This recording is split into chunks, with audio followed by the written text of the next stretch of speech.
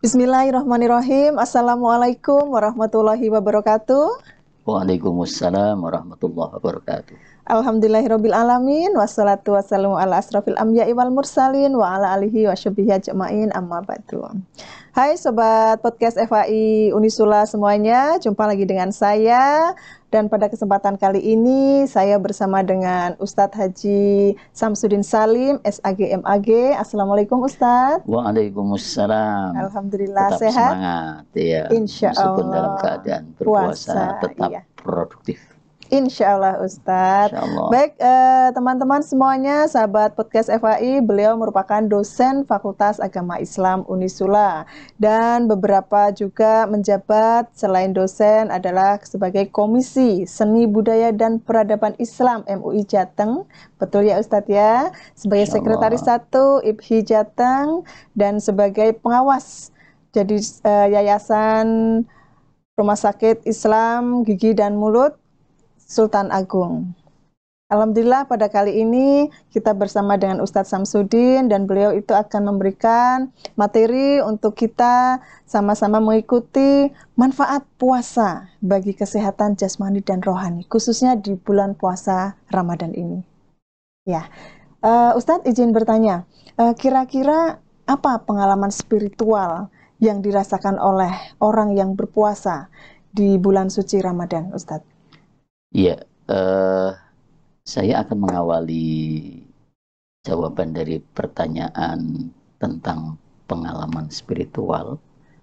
Jadi ada satu hadis yang bersumber dari Tabrani, Nabi pernah bersabda, "Sumu tasihhu, berpuasalah kalian, kalian akan sehat." Nah, sehat yang dimaksud hadis ini bukan saja sehat secara ruhaniah saja, tetapi ada dimensi kesehatan secara jasmani. Nah, itulah manfaat yang dirasakan. Sehingga para pelaku ibadah puasa, shoimin, shoimat, nanti akan mengalami pengalaman spiritual. Misalnya Ustadz mungkin? Ya, kita bisa melihat ya suasana di bulan suci Ramadan, ada pemandangan yang indah mempesona. Kita bisa melihat masjid, kemudian musola, surau, bahkan di instansi pemerintah maupun swasta. Bagaimana gairah ibadah di bulan suci. Ramai ya Ustadz ya? Ramai. Sampai siaran televisi, podcast. Iya, betul. Iya Ustadz. Acaranya semuanya melulu keagamaan. Ya, betul. Artinya apa? Ramadan itu mengajak kepada kita untuk berada dalam satu lingkaran. Lingkaran itu yang disebut dengan lingkaran religius. Itulah pengalaman spiritual. Dan hampir semua masyarakat merasakan ya betapa menikmati ya, jamuan dan sajian di bulan Ramadan ini. Luar biasa. Ada kenikmatan spiritual yang barangkali tidak bisa dirasakan, diungkapkan ya, dengan kata-kata ya. Betul. Karena memang ruhiyah itu adalah sumber kebahagiaan. Orang itu kalau ditanya gimana pengalamanmu merasakan kebahagiaan, wah, kebahagiaan itu ya sesuatu yang abstrak. Kira-kira begitu ya. Sehingga memang orang itu merasakan bahagia itu letaknya ada di dalam hati. Ya kan, ada di dalam kolbu. Kira-kira begitu ya. Ilustrasi pengalaman spiritual para shoimin shoimat dalam menjalani ibadah puasa itu ada rasa senang. Iya. Nah, apalagi kalau kemudian menjalani ibadah puasa itu bukan karena keterpaksaan, itu akan jauh lebih hebat lagi. Hebat, iya betul. Ya memang agak susah sih ya. Sebenarnya puasa yang kita jalani itu ya sekedar menggugurkan kewajiban atau kita kepingin mencari kenikmatan. Ya betul. Kalau dua-duanya bisa itu rasanya luar biasa, Ustaz. Iya. Iya. Ya setidaknya ya kita kan sudah pernah memperoleh pengalaman waktu kecil. Ya. Orang tua kita itu mendidik kita untuk berpuasa saat kita masih kecil. Itu namanya keterpaksaan. Ya. Nah, ketika kita sudah menyadari bahwa puasa itu adalah bagian kewajiban dari Allah yang harus dilakukan oleh hambanya, maka kita kemudian menyikapinya dengan cara mencintai setiap perintah itu. Orang kalau bekerja dengan rasa cinta itu rasanya lebih tenang. Ya. Tidak seperti dikejar-kejar. Ya, betul. Jadi orang bilang kalau saatnya puasa, kita puasa, ya kan? Kondisi terik panas matahari yang menyengat, Tidak menguras terasa. energi kita, ya kita nikmati. Iya, betul. Tidak Nah, itulah yang ya? disebut dengan berpuasa dengan cinta. Cinta. Itulah pengalaman spiritual ya. Baik Ustadz, sesuai dengan tema kita manfaat ya Ustadz ya. Kalau secara jasmani Ustadz, kira-kira bagaimana manfaat puasa itu secara jasmani? Ya, saya mengutip ini ya ungkapan dari Ibnul Qayyim dalam kitab Zadul Ma'ad.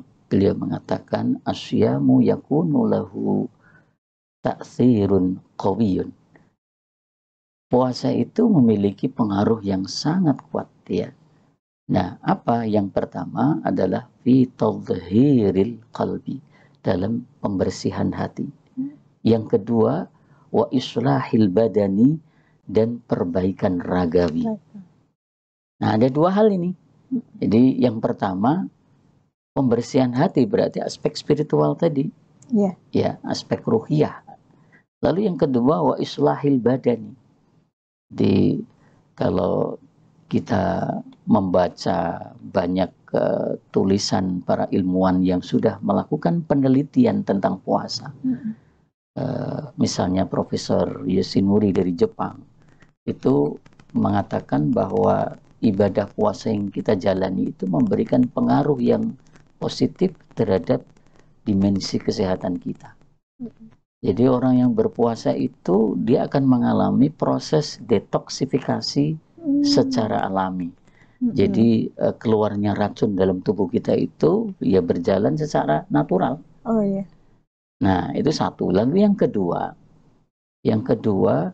orang yang berpuasa itu memberikan waktu istirahat untuk alat pencernaan. Nah, kita tahu ya bahwa sumber penyakit itu kan ada di dalam perut. Betul. Persis kata Nabi ya. Nabi pernah bersabda bahwa sumber penyakit itu dalam perut. Nah, selama ini kita nggak pernah memberikan ruang istirahat, ya kan? Jadi jam 7 sarapan. Nanti jam 10 ngemil, ya kan? Nanti jam 11 makan lagi. Ada teman bawa bakso, makan lagi. Kapan istirahatnya? Nggak ada waktu istirahat. Nah, puasa itu memberikan ruang istirahat untuk alat pencernaan kita selama belasan jam. Ini akan membuat sel-sel yang lama itu ya, itu akan kembali terbarukan gitu ya.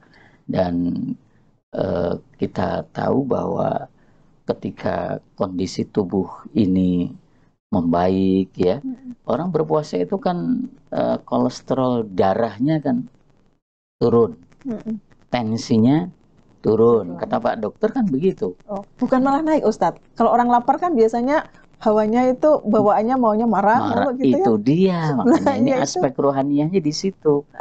Orang yang berpuasa itu justru dia menahan diri untuk marah. Iya betul. Jadi kalau dia sadar ini shaim, aku ini orang yang berpuasa, ya mungkin ketika ada stimulan datang, ya kan, dia maunya marah saja, gitu ya. Saya ini kan puasa, terkendali. Jadi emosionalitas, kemudian ruhiyah, ini insya Allah akan terkendali. Semuanya itu akan turun, dia normal kembali. Jadi kalau sudah normal seperti ini menurut perspektif kesehatan ya, jadi imunitas kita ini akan naik ya. Jadi meningkatkan kekebalan tubuh kita ya Ustadz ya. Walaupun saat berpuasa itu kan sebetulnya sedikit asupan makanan ya, karena saat berbuka dan sahur. Tapi kenapa kok bisa malah meningkatkan kekebalan tubuh kita ya Ustadz ya? Iya, jadi sebenarnya dalam kacamata kesehatan ya yang saya pahami, jadi Sebenarnya memang tubuh itu kan ada hak ya, ada haknya istirahat, ada haknya untuk berolahraga, ada haknya untuk memperoleh asupan makanan. Dan Al-Quran menyebut ada kalimat yang indah, halalan thayyibah. Makanan yang halal, thayyib itu artinya menyehatkan. Oh iya, betul. Thayyib itu menyehatkan. Nah, di dalam bulan puasa tidak ada sama sekali seperti ya apa namanya ya, orang mengatakan kalau nggak puasa sampai sekian jam itu sama artinya menyiksa diri. Enggak. Iya, ada yang menyebutkan seperti itu, Ustaz. Menyiksa gimana, wong durasi waktunya juga sangat manusiawi kan begitu ya, belasan jam, ada yang 16 jam ya. Di negara-negara barat begitu ya, akan cukup lama. Tapi itu tidak membuat manusia jatuh sakit. Iya, betul. Justru membuat manusia sehat. Kan begitu. Iya. Dan coba kita lihat perintah Nabi ketika kita berbuka, itu kan kita diminta untuk mengawali makanan pembuka itu makan yang manis. Iya, betul. Supaya apa? Kembali normal ya. Iya, jadi kalau sudah kadar gula masuk ke dalam tubuh, tenaga kita akan kembali normal. Iya, normal kembali. Iya, betul. Itu. Jadi ini sebuah pembelajaran yang luar biasa. Dan sebenarnya bukan hanya sekedar menahan perihnya lapar dan dahaga saja puasa itu. Orang berpuasa itu ya ruhiyahnya sebenarnya juga dididik untuk ya lebih empati kepada orang lain.